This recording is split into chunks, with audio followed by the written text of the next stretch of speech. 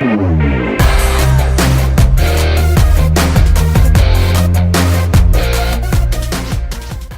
Bray, balik lagi bareng gua. Video kali ini gua mau unboxing salah satu SSD yang kita beli beberapa hari lalu.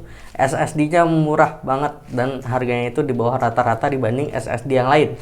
Jadi langsung kita buka aja. Kita sobek dulu ya bungkusnya.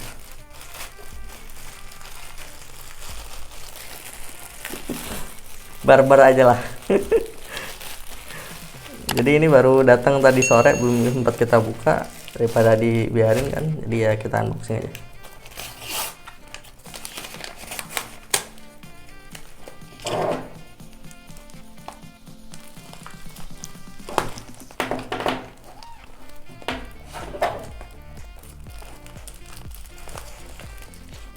Susah juga ya. Nah ini ya, udah mulai kebuka. Jadi ini tuh SSD Midas Force yang M2 SATA ya. Kita beli yang ukuran 256 GB ya. Harganya jauh banget, bukan jauh banget, murah banget gitu ya, dibanding SSD SATA yang lain, M2 SATA yang lain. Walaupun ini bukan yang termurah ya, karena yang termurah itu ada dari RX7 atau pokoknya ada dua merek yang harganya itu di bawah ini gitu. Kalau ini gue dapetin di harga 440-an, tapi karena ada Tokopedia Point ya, istilahnya toko point atau apa gitu, 80.000 cashback gitu. Jadi gue pakai itu cashbacknya untuk nambah-nambahin beli ini. Jadi total yang gue bayarin itu kalau nggak salah cuma 370.000 ya, segituan lah gitu. Gue nggak tahu ya kualitas SSD ini bakal sebagus apa gitu ya, tapi kalau misalnya yang gue baca di review tokonya sih itu bagus. Ada sih beberapa yang komplain ini barangnya cacat atau segala macam, itu cuma 2-3 orang, sementara yang beli itu kurang lebih udah 700-an orang yang udah beli di toko ini. Dan di di forum-forum gue baca juga ini SSD gacha ya, jadi gue nggak terlalu banyak berharap lebih sih gitu. Tapi ya kalau awet kan syukur gitu kan, kepake gitu ya. Jadi ini rencananya bakal gua pakai untuk file-file game gitu kan, dan beberapa software.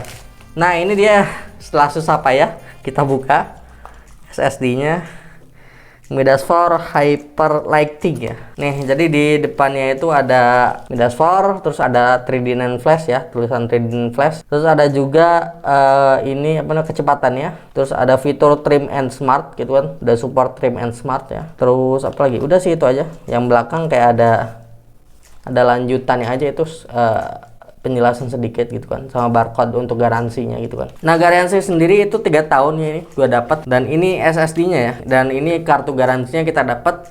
Ini garansi 3 tahun dan bisa return kalau misalnya ada masalah ya gitu. SSD-nya kecil ya. Ini SSD-nya segini. Ini SSD-nya segini doang, dan uniknya SSD ini tuh dia itu punya bisa dipotong ya. Jadi ada 3 layout ukuran di sini. Bisa 2280, bisa 2260, atau bisa juga 2242. Jadi yang kepake itu cuma sebagian doang nih, 2242 doang. Dan yang lain ini tambahan, jadi bisa kalian potong kalau misalkan laptop kalian itu cuma support SSD M2 SATA yang ukuran 2242 ya. Karena ini kan 2280 ukurannya. Nah, langsung aja kita coba ya tes di pengujiannya. Kita coba di Crystal Diskmark dan coba cek di beberapa game apakah panasnya ini berlebihan atau enggak gitu kan.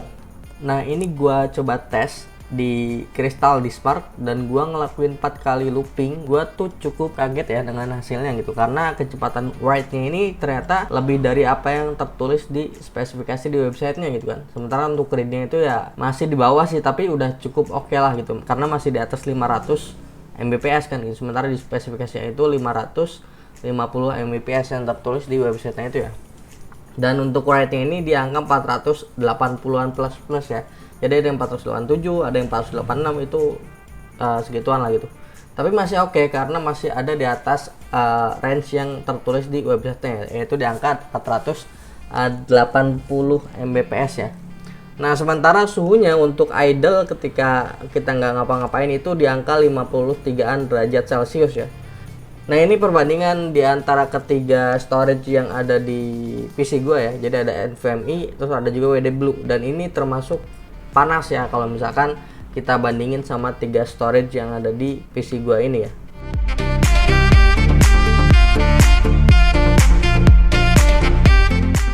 Nah, ini untuk suhu yang ada di PC, jadi gua coba pastiin lagi di software yang lain ya biar valid gitu kan datanya. Ini masih di angka 53 derajat juga. Nah, ini gua coba tes di game ya. Jadi game PES 2021 ini gua taruh di SSD ya untuk storage penyimpanannya ini. Jadi nggak di NVMe atau di hard disk ya. Sorry, agak berisik mungkin ya tadi. Dan suhunya ini ternyata maksnya itu di angka 57 derajat ya. Nggak nyampe 60 sih, tapi ya cukup panas sih gitu. Tapi mungkin kalau misalnya kalian pakai heatsink tambahan yang aftermarket ya yang 30 ribuan lah gitu, itu udah oke kok. Itu mungkin bisa lebih mendinginin si SSD M2 SATA ini ya. Di temperatur range-nya ini masuk ke wilayah yang bad ya kalau misalnya kita lihat di PES 2021 ini. Tapi menurut gua sih wajar ya, karena satu sisi nggak pakai heatsink, yang kedua ketika kita uji SSD ini ya, ini gua ada di ruangan yang nggak ber-AC sama sekali gitu kan. Jadi cukup panas gitu kan. Dari sisi performa sih udah oke gitu kan, karena ya tadi ya kecepatannya udah cukup oke lah gitu, karena nggak jauh beda dari yang tertulis di websitenya. Tapi ya itu minusnya adalah panasnya gitu kan. Tapi ini ternyata mentok di 58 derajat aja, nggak nyampe ke 60 gitu kan. Jadi udah cukup oke lah gitu.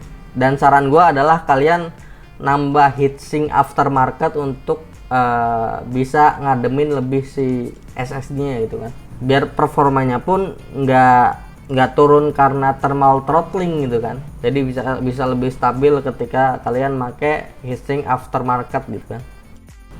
Nah, untuk TBW-nya ini kalian bisa lihat ya, TBW-nya itu di angka 130 TBW ya. Untuk yang 256 GB ya. Sementara yang lainnya kalian bisa lihat. Nah, itu dia ya tadi ada beberapa benchmark dan tes kecepatan di SSD ini ya. Gua rasa dengan harga segitu gitu, apalagi gua dapat potongan diskon, ya itu udah cukup worth it lah gitu untuk pemakaian sehari-hari gitu kan. Nggak yang pemakaian ekstrim kayak buat game yang triple E atau untuk rendering, rasanya kurang gitu kalau misalkan kalian pakai SSD ini. Tapi kalau misalkan kalian untuk pakai harian itu cukup aja gitu kan. Dan ini kan ditunjukkan untuk teman-teman yang memang punya budget yang sedikit gitu kan, yang low budget gitu kan. Jadi oke aja sih gitu.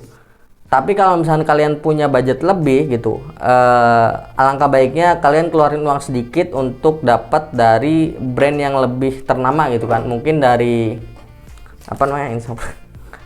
dari tim T-Force ya. Bukan tim T-Force, tim grup gitu kan. Ada MS30 kalau nggak salah. Itu kan brandnya lebih ternama, jadi mungkin after salesnya bakal lebih baik. Walaupun ini juga kabarnya sih oke gitu kan after salesnya, karena si penjual bilang dia berani garansiin gitu kalau misalkan ini bermasalah, jadi langsung bisa di return itu, ganti yang baru gitu teman-teman. Dan ini uniknya itu yang tadi ya, positifnya itu dia bisa dipotong ya, jadi nggak cuma satu layout doang ukurannya gitu kan. Ada 3 layout, 2280, 2242 sama 2260 gitu kan. Kalau misalkan yang konvensional, kalau misalkan yang lain kan itu biasanya cuma 2280 doang gitu teman-teman. Untuk durabilitas gua belum berani bicara banyak ya, karena ini belum gua pakai. Nah, mungkin kedepannya mungkin 6 bulan atau 1 tahun bakal gua obrolin lagi nih SSD, bakal gua kasih tahu kabarnya biar kalian tahu durabilitasnya itu kayak gimana gitu kan. Jadi belum bisa gua omongin sekarang, walaupun beberapa orang bilang ini cepat rusak segala macam ya, nggak tahu lah gitu kan. Gue nggak berani bilang kayak gitu karena gue belum ngerasain sendiri gitu teman-teman, kayak gitu ya. Yaudah, mungkin cukup sekian sih dari gue. Semoga video ini bermanfaat untuk kalian. Jangan lupa share, subscribe channel ini kalau misalkan bermanfaat untuk teman-teman. Dan sampai jumpa di video selanjutnya.